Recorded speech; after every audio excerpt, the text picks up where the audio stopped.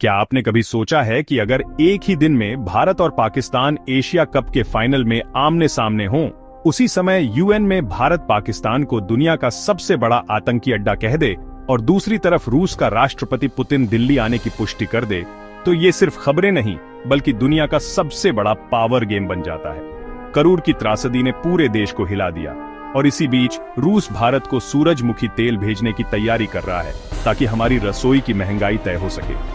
सवाल ये है, क्या ये घटनाएं महज इत्तेफाक हैं या फिर कोई ग्लोबल साजिश हमारे सामने धीरे धीरे खुल रही है? क्या भारत अब केवल दर्शक रहेगा या पूरे खेल का असली खिलाड़ी? आइए जानते हैं आज की 10 सबसे बड़ी और सच्ची खबरें जो तय करेंगी कि आने वाले कल में दुनिया किस दिशा में जाएगी। दुबई का आसमान आज किसी रणभूमि जैसा दिखाई दे रहा है क्योंकि एशिया कप 2025 का फाइनल मुकाबला भारत और पाकिस्तान के बीच होने वाला है। करोड़ों दर्शकों की निगाहें टीवी स्क्रीन पर जमी हैं और स्टेडियम में एक एक बॉल, एक एक रन युद्ध जैसा तनाव पैदा कर रहा है। यह सिर्फ क्रिकेट नहीं बल्कि दो महाशक्तियों की प्रतिष्ठा का खेल है, जहां हर चौका छक्का करोड़ों दिलों की धड़कन को तेज कर रहा है और हर विकेट लोगों की सांसें रोक रहा है।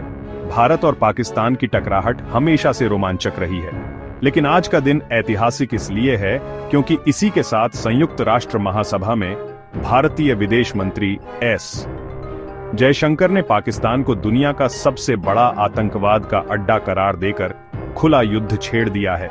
उन्होंने कहा कि भारत को ऐसा पड़ोसी मिला है जो आतंकवाद को प्रायोजित करता है और अंतर्राष्ट्रीय शांति को सबसे बड़ा खतरा वही देश देता है। इतना ही नहीं, उन्होंने अमेरिका और चीन पर भी निशाना साधते हुए कहा कि जब ये देश हमें व्यापार में रोकने की कोशिश करते हैं तो असल में वे ट्रेड हाइपोक्रेसी कर रहे होते हैं। उनके इस बयान से पूरी दुनिया हिल गई है और अंतर्राष्ट्रीय मीडिया में भारत का नाम सुर्खियों में छा गया है। सवाल ये है कि क्या भारत अब सिर्फ कूटनीतिक शब्दों तक सीमित रहेगा या वाकई विश्व राजनीति में नया अध्याय लिखेगा? इसी बीच भारत के भीतर से एक ऐसी त्रासदी सामने आई जिसने पूरे देश को हिला दिया। तमिलनाडु के करूर में टीवीके की रैली के दौरान भीड़ इतनी बढ़ गई कि भगदड़ मच गई। चारों तरफ चीख पुकार और अफरा तफरी का आलम था। लोग एक दूसरे के ऊपर गिरते चले गए और 29 लोगों ने वहीं दम तोड़ दिया। यह दृश्य इतना भयावह था कि वहां मौजूद लोग आज भी उस चीख को याद करके कांप उठते हैं। मुख्यमंत्री एम.के. स्टालिन ने तुरंत राहत और जांच के आदेश दिए, लेकिन सवाल उठता है कि क्या हमारी राजनीतिक सभाओं में सुरक्षा व्यवस्था इतनी कमजोर हो चुकी है कि लोग अपनी जान गंवाते रहें और नेताओं की आवाजें भीड़ में दब जाएं? इस हादसे ने यह सोचने पर मजबूर कर दिया कि जब हम वैश्विक शक्ति बनने की तैयारी कर रहे हैं, तब अपने ही नागरिकों की सुरक्षा में हम इतने लापरवाह क्यों हैं? और जैसे ही लोग इस सदमे से उबर भी नहीं पाए थे, उसी समय एक और बड़ी भूचाल जैसी खबर आई। रूस के विदेश मंत्री लावरोव ने पुष्टि की कि राष्ट्रपति व्लादिमीर पुतिन दिसंबर 2025 में भारत की राजधानी दिल्ली आएंगे।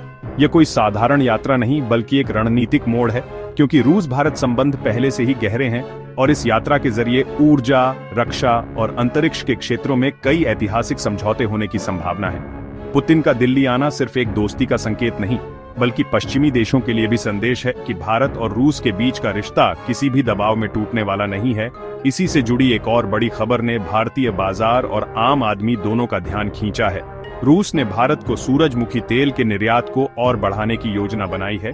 यह कदम इसलिए महत्वपूर्ण है क्योंकि भारत दुनिया का सबसे बड़ा खाद्य तेल आयातक है और यहाँ महंगाई पर नियंत्रण पाने के लिए तेल आपूर्ति बेहद जरूरी है।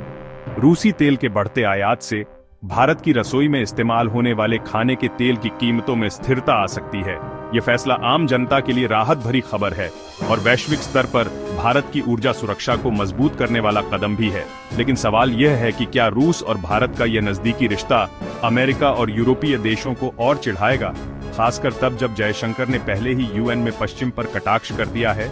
एक तरफ क्रिकेट के मैदान में भारत और पाकिस्तान का महासंग्राम, दूसरी तरफ अंतर्राष्ट्रीय मंच पर भारत की दहाड़, तीसरी तरफ देश के भीतर एक भीषण हादसा और चौथी तरफ रूस के साथ गहराते रिश्ते और खाद्य सुरक्षा के मोर्चे पर नई साझेदारी। ये सब घटनाएं मिलकर 28 सितंबर 2025 को इतिहास का हिस्सा बना रही हैं। ये ऐसा दिन है जो आने वाले सालों तक याद रखा जाएगा, क्योंकि इसी दिन दुनिया ने देखा कि भारत अब केवल मैदान पर जीतने वाला खिलाड़ी नहीं बल्कि कूटनीति, सुरक्षा और अर्थव्यवस्था के हर मोर्चे पर अपनी छाप छोड़ रहा है। और यही सवाल हर किसी के मन में उठ रहा है कि क्या ये घटनाएं एक दूसरे से जुड़ी हुई हैं क्या ये केवल इत्तेफाक हैं या कोई ऐसा वैश्विक खेल चल रहा है जिसमें भारत अब दर्शक नहीं बल्कि असली खिलाड़ी बनने जा रहा है? जब क्रिकेट और कूटनीति से दुनिया की नजरें बंधी थीं, तभी वैश्विक व्यापार जगत से एक चौंकाने वाली रिपोर्ट सामने आई जिसने भारत की अहमियत को और बढ़ा दिया। स्टैंडर्ड चार्टर्ड की नवीनतम रिपोर्ट में खुलासा हुआ कि 60% से भी अधिक अमेरिकी, ब्रिटिश और चीनी कंपनियां आने वाले वर्षों में भारत के साथ व्यापार बढ़ाने की योजना बना रही हैं। ये सिर्फ एक आंकड़ा नहीं बल्कि संकेत है कि भारत अब दुनिया का सबसे आकर्षक व्यापार केंद्र बनता जा रहा है। जब इतनी बड़ी शक्तियों की कंपनियां भारत में निवेश और कारोबार की तैयारी कर रही हैं, तो सवाल यह है कि आने वाले समय में क्या भारत विश्व अर्थव्यवस्था की धुरी बनने वाला है? ठीक उसी समय रूस ने यूरोप और नेटो देशों को चेतावनी दी कि अगर किसी ने रूस के खिलाफ किसी भी तरह की आक्रामकता दिखाई तो उसका जवाब निर्णायक और कठोर होगा।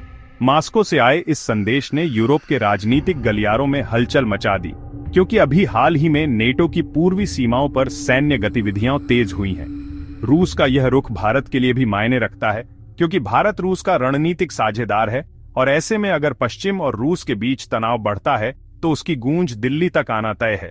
इसी बीच पश्चिम एशिया से एक और धमाकेदार खबर आई।